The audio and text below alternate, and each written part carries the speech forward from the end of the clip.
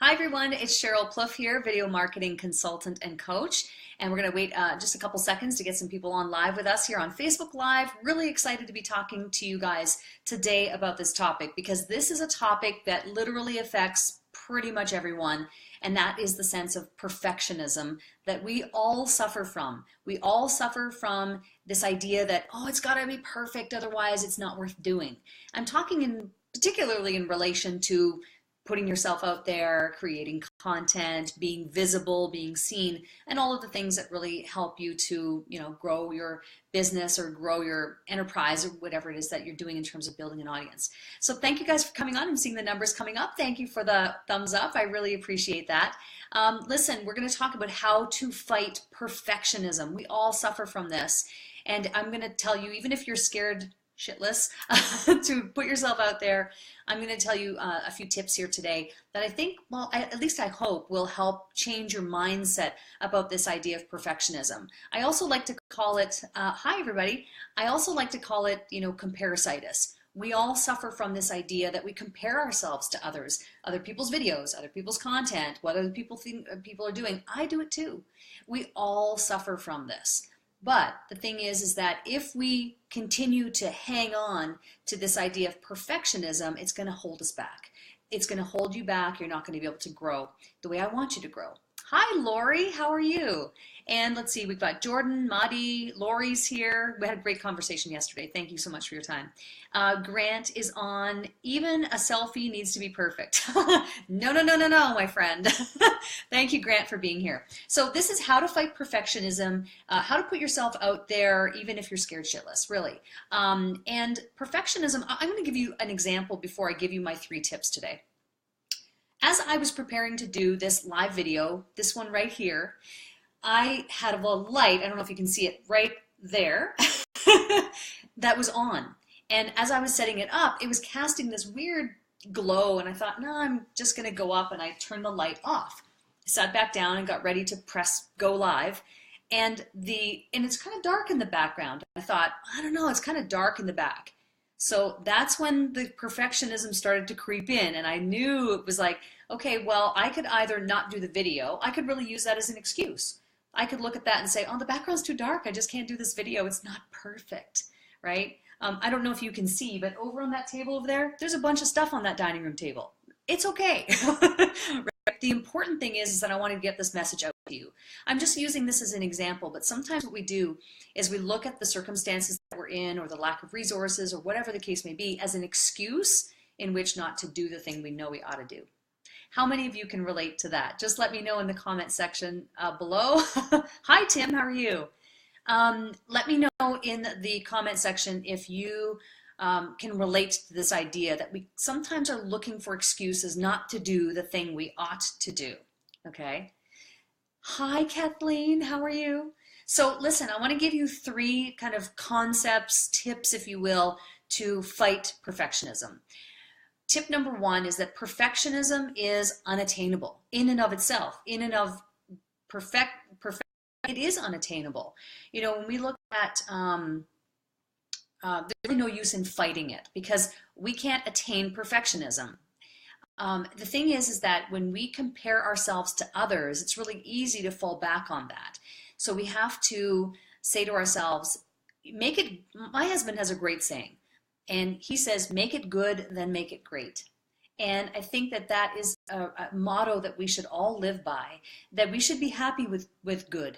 It doesn't have to be great or perfect. If it's good, then it's good to go. Maybe think of it that way. If it's good, it's good to go. Lori says, yes, for sure, it can stop us from growth. Absolutely.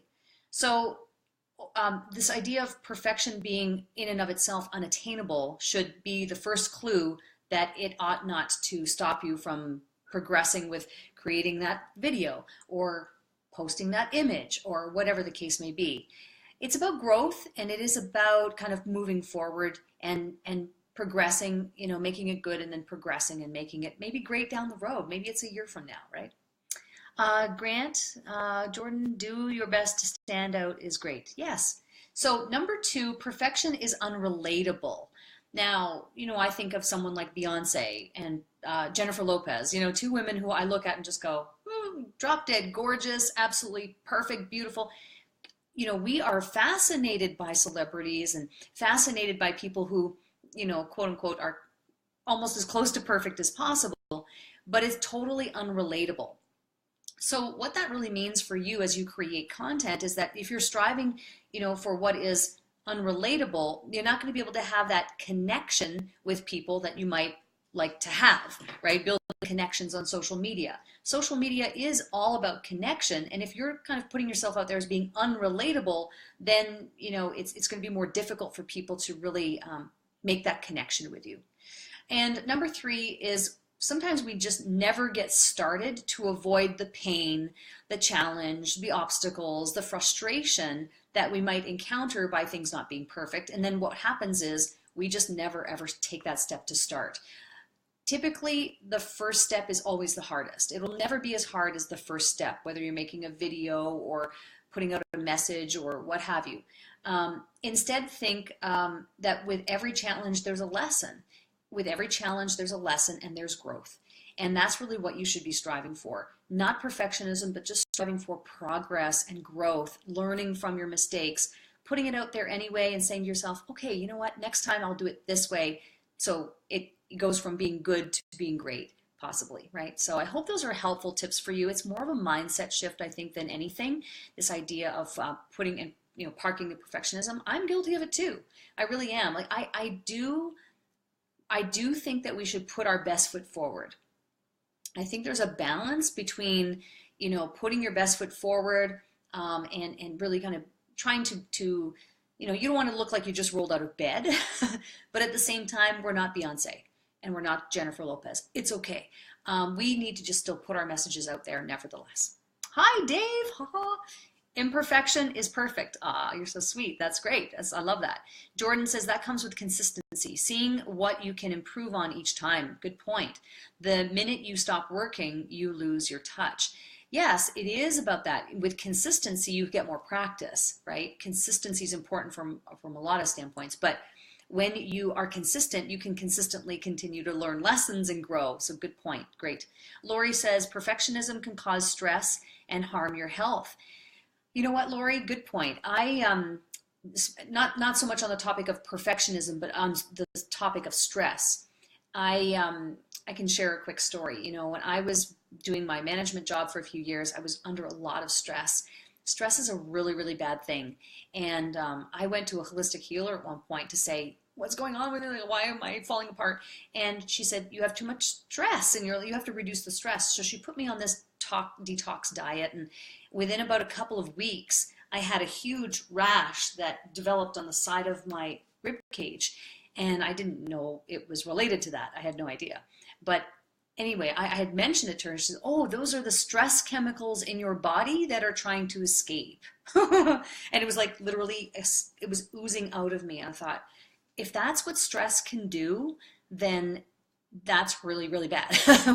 we need to, which actually was one of the catalysts for me. It really kind of drove me even more to want to get to the place where I am today, where I don't have that kind of level of stress and, being able to, do my own thing. So stress is bad. Perfectionism, I think, could lead to, stressful thoughts because we put so much pressure on ourselves. How many of you believe we put too much pressure on ourselves? Let me know in the comments or with a show of thumbs up. Let's see. Oh, thanks, Madi, for sharing my video. I appreciate that. Those of you who are on live and those of you who are maybe watching this video after the fact, because I am going to put this up on YouTube and on my podcast, Personal Brand Breakthrough, and I'll have this obviously on Facebook and such. You can go to SherylPlouffe.com and look there for, I just changed a few of my giveaways, but I've got a free webinar there that will show you my 5-step video fast track method. So that's free for you to take advantage of on my website at SherylPlouffe.com. And also, I'm going to have some more free giveaways coming up for you a little bit later on too. So I'm working on some stuff behind the scenes. So it's exciting stuff. Jordan says we are our own worst critics. It comes with being creative. Absolutely. I think creative people do have a tendency to maybe do that a little bit more. Holly, hi Holly. I put way too much pressure on myself. My own expectations are sometimes unattainable.